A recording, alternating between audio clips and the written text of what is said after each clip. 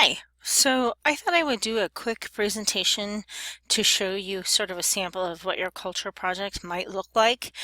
The one thing that's going to be very different is I don't have anyone to be on my team with me, so you won't see the overlaying of different voices, which is something that you're going to need to do so that everybody can be participating. There are mechanisms for you can all get together and do something using like a Google Hangout and Google Slides and doing a recording that way. You can do individual slides and append them together. So I'll leave that to you to make a decision how you want to do it.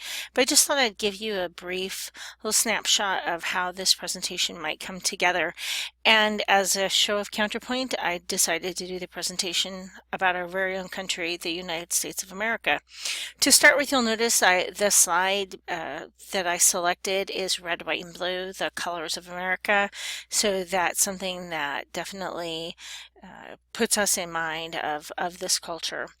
So United States of America. So for this project, to give you a feeling about the American culture, the 5 attributes that I'm going to be looking at is the food, education, economy, housing, and maternity leave, which is one of those optional areas. This is an interesting topic.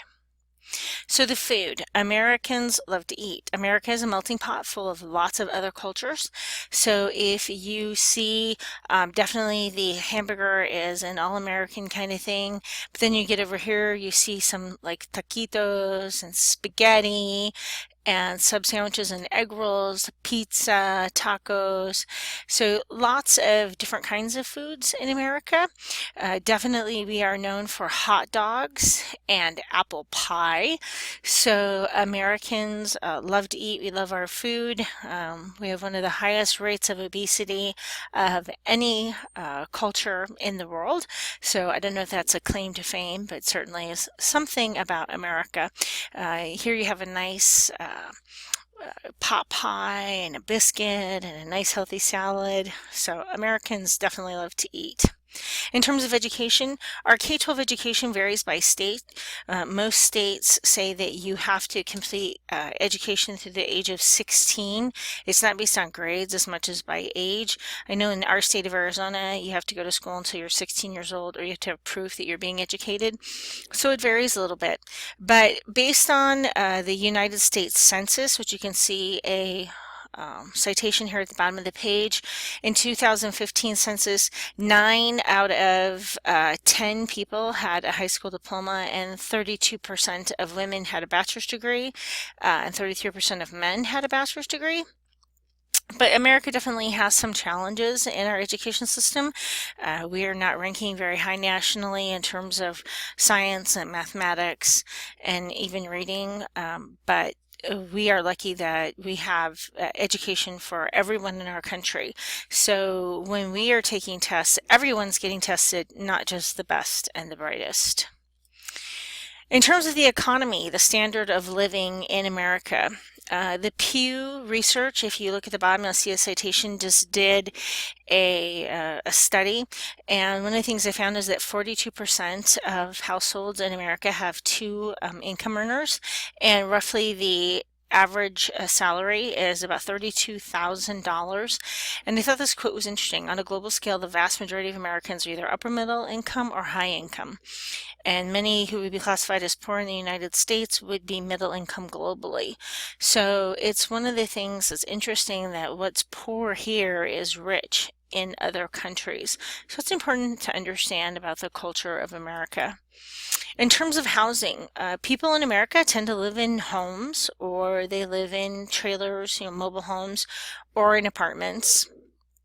One of the things I found that was kind of interesting in this first housing perspectives was that the rent in other countries is less of a percent of a person's overall income, versus in the United States, people are spending a lot of money on rent. Now, this is not for a mortgage, but like renting an apartment.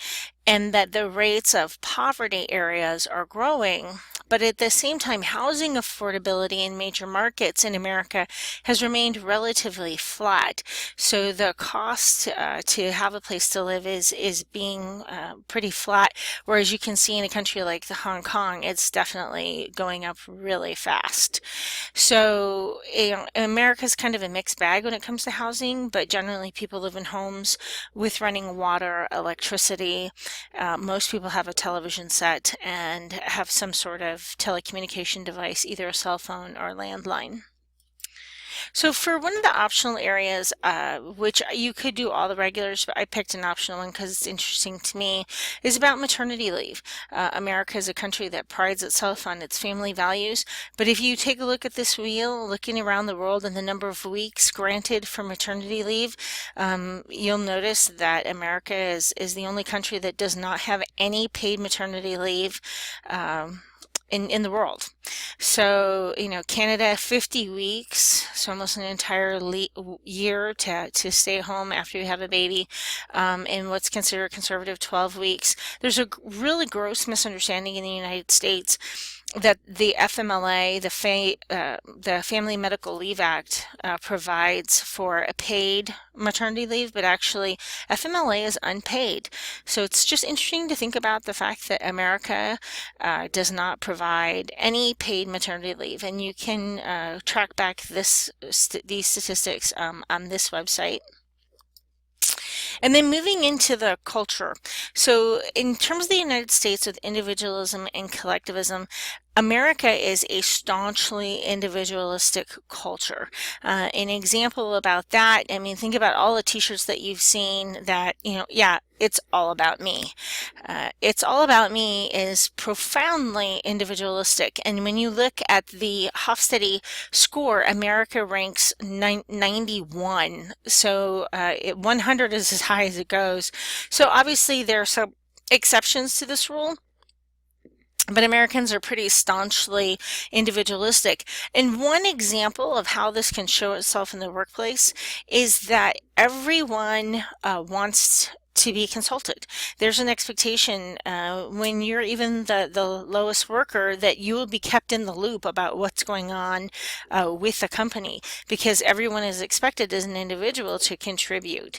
And so if we're going to expect you to contribute, I mean, we have an expectation as individualistic people that we need to know, everything that's going on. We should be kept in the loop about everything. So it's just an example of how individualism could play out in the workplace. Obviously, there's lots of examples how individualism plays out in our personal things, but this is just one. So I just made this quick video to give you an idea about how you might put together some ideas about your culture that you've been assigned, and hopefully this is a little bit helpful in giving you some ideas about what you could be doing.